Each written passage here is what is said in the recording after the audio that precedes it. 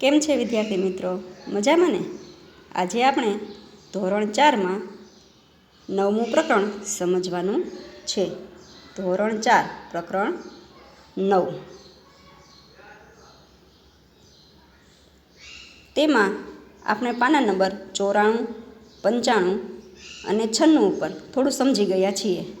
હવે આપણે પાના નંબર 96 ઉપર અડધા કાગળમાંથી બનેલા ઘણા બધા આકારો વિશે સમજવાનું છે. અહીં તમને એક આકાર આપવામાં આવ્યો છે. તેમાં ચોરસમાંથી 2 ભાગ કરેલા દેખાય છે. અહીંયા તમે સમજી શકો છો. આ ચોરસ વિશે અને તેમાંથી 2 ભાગ કરી તેની ઉપર મૂકેલું છે. હવે કાગળનો એક ટુકડો લો. કાગળમાંથી 2 એક સરખા ત્રિકોણ એવી રીતે કાપો જેથી દરેક ત્રિકોણનું માપ અડધા કાગળ જેટલું હોય. બંને ત્રિકોણને જુદા જુદા રંગ પૂરો. એ અહીંયા કરેલું છે. આ બંને ત્રિકોણનો ઉપયોગ કરી જુદા જુદા આકારો દોરો. એવો જ એક આકાર અહીં તમને બતાવું છું. દાખલા તરીકે અહીં એક લંબચોરસ દોરી બતાવું છું. આ લંબચોરસને એવી રીતે કાપવાનો છે કે એનો આકાર ત્રિકોણ બને. હવે તમે આ લંબચોરસને આ રીતે કાપી શકો છો. હવે આ લંબચોરસને આ રીતે કાપી આ ભાગને, ઉપરના ભાગને અહીં તમે આ રીતે ગોઠવી શકો. નીચેનો ભાગ છે તેને પલટાવી અહીં આ રીતે ગોઠવી શકો. આ રીતે અહીં તમને ત્રિકોણ જોવા મળે છે. હવે નીચે અડધા ભાગ કરવાના બીજા ઘણા રસ્તા. અહીં તમને એક લંબચોરસનો ટુકડો બતાવેલો છે. તેમાં 2 ભાગ કઈ રીતે કરેલા છે તે સમજાવેલું છે. અહીં એક બાળકનું ચિત્ર આપ્યું છે. તે કહે છે કે મેં લંબચોરસના 2 એક સરખા ભાગ આ રીતે કર્યા. દરેક ભાગ અડધો કહેવાય. એટલે તમે ચિત્રમાં જુઓ છો કે અહીંથી આ રીતે કટિંગ કરેલું છે, જે તમે જોઈ શકો છો. આપણે તેને 1/2 લખી શકીએ. તેનો અર્થ 2 ભાગમાંનો 1 ભાગ. ટૂંકમાં 1/2 એટલે આ 2 ભાગ છે તેમાંથી 1 ભાગ. તેનો અર્થ 2 ભાગમાંનો 1 ભાગ. બંને ભાગ એક સરખા છે કે નહીં તે તપાસવા એમ એક ગોઠવો. હવે આ ભાગ બંને કટિંગ કરવાના. લંબચોરસ કરી તમારે, દાખલા તરીકે આ લંબચોરસ કરી તમે એને આમ કટિંગ કરો અને બંને ભાગ ઉપરા ઉપરી ગોઠવો એટલે તમને ખ્યાલ આવી જાય કે બંને ભાગ એક સરખા છે. હવે આગળ પાના નંબર 97 ઉપર આ લંબચોરસને તમે જુદી જુદી કેટલી રીતે અડધા ભાગમાં કાપી શકો? અલગ અલગ 5 રીત દોરો. હવે અહીં તમને લંબચોરસ આપેલા છે. આની ઉપર તમારે અલગ અલગ 5 રીતે દર્શાવવાનું છે. દાખલા તરીકે પેલું લંબચોરસ છે તેને અડધા ભાગમાં કઈ રીતે કાપી શકો? તો તેમાં તમે જોઈ શકો છો કે આને આ રીતે કાપવાથી બંને ભાગ એક સરખા થઈ જાય છે, સરખા. પછી બીજા લંબચોરસને અહીંથી કાપવાથી બંને ભાગ એક સરખા થઈ જાય છે. ત્રીજા લંબચોરસમાં વચ્ચેથી બંને ભાગ કરીએ, બરાબર? સમજી શકો છો તમે. ચોથા લંબચોરસમાં આ રીતે અને 5મા લંબચોરસમાં ત્રાસું કરવાનું. ખ્યાલ આવે છે ને? આ રીતે બંને 5 લંબચોરસમાં અડધો ભાગ કઈ રીતે કપાય તે તમે જોઈ શકો છો. આગળ ચોથો ભાગ કરવાની ઘણી રીતો. ચોથો ભાગ આગળ તમે સમજી ગયા કે એક ગોળ રોટલી હોય, એના વાર્તા દ્વારા તમે સમજી શક્યા કે બંને ભાગ કરવાથી 2 ભાગ સરખા વચ્ચેથી કાપવાથી બંને ભાગ સરખા થાય. પછી ચોથો ભાગ તો કે અડધાનું અડધું કરો એટલે એ ચોથો ભાગ કહેવાય. 4 ભાગમાંનો 1 ભાગ. ખ્યાલ આવે? અહીં ચોથા ભાગ કરવાની ઘણી રીતો છે. હવે એના વિશે આપણે સમજવાનું છે. અહીં તમને એક બાળક કહે છે મેં આ રીતે 4 ભાગ કર્યા અને દરેક ભાગ એ ચોથો ભાગ છે, જેને હું 1/4 લખી શકું. તેનો અર્થ 4 ભાગમાંનો 1 ભાગ. 1/4 એટલે ખ્યાલ આવી જ જાય, 4 ભાગમાંનો 1 ભાગ. અહીં બધા ખાનામાં તમને 1/4 દર્શાવેલું છે. પહેલા ભાગમાં, બીજા ભાગમાં, ત્રીજા ભાગમાં અને ચોથા ભાગમાં. 1/4 એટલે 4 ભાગમાંનો 1 ભાગ.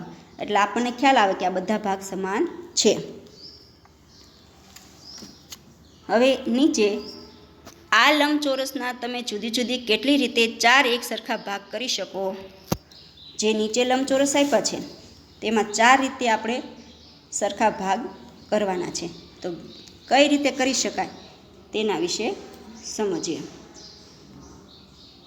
પહેલું લંબચોરસ છે તેમાં તમે આ રીતે 4 ભાગ સરખા કરી શકો. બીજામાં આ રીતે માપ લઈ 4 ભાગ આમ કરી શકો. ત્રીજામાં આડી લાઈન કરીને તમે 4 ભાગ કરી શકો. આ રીતે આડી લાઈન કરીને 4 ભાગ તમારે દર્શાવી શકો. ચોથામાં ઊભા અને આડા 4 ભાગ તમે દર્શાવી શકો છો. પાંચમામાં સ્વસ્તિક પણ કરી શકો છો. એટલે એક સરખા સમાન 4 ભાગ તમે કરી શકો છો.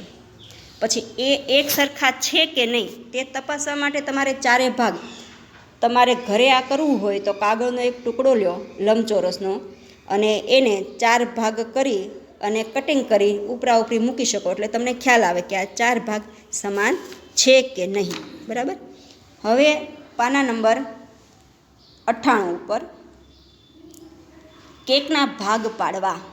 અહીં એક નાના કુટુંબનું ચિત્ર આપ્યું છે, ભાઈ, બેન, મમ્મી, પપ્પા.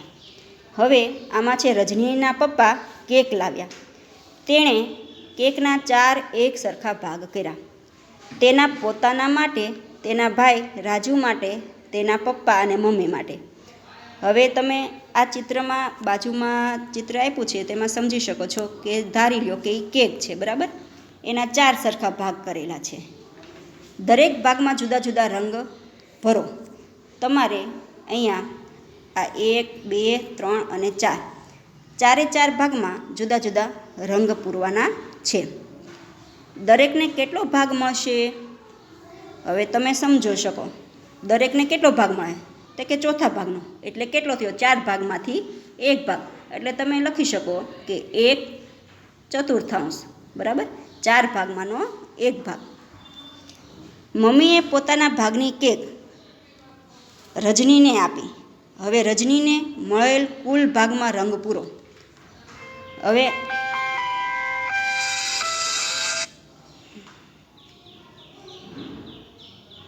રજનીને કેટલી કેક મળે? તો કે 2 ભાગ મળે. બરાબર. 2 ભાગ, 4 ભાગમાંથી 2 ભાગ. એટલે 2 ભાગમાં તમારે રંગ પૂરવાનો છે. કુલ 4 ભાગમાંથી રજનીને ખાલી જગ્યા ભાગ મળશે.